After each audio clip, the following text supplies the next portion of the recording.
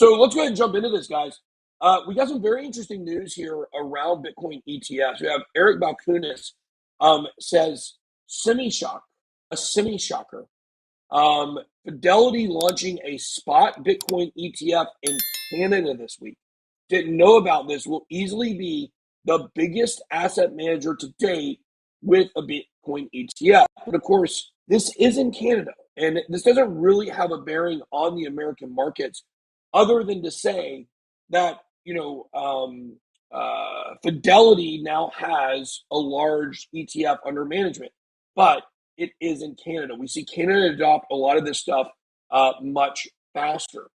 So Fidelity launches spot Bitcoin ETF. Now, the difference between a spot Bitcoin ETF and a futures ETF is a spot settles in physical Bitcoin, real Bitcoin. You have to own Bitcoin to settle, whereas the future ones don't. And that's why the SEC prefers the futures ones, because it is not backed by real Bitcoin. It's still, settled in dollars, which creates all these paper Bitcoins, which is kind of a problem.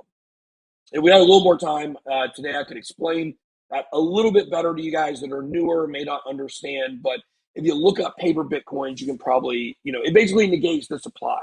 It means the supply of Bitcoin isn't real per se, because people are able to trade futures and settle them in dollars. So, BJ, can you still hear me?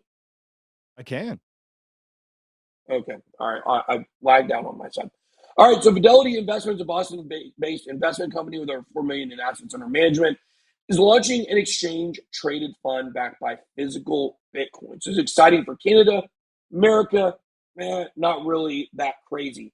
We will not see a spot ETF in America approved for a while.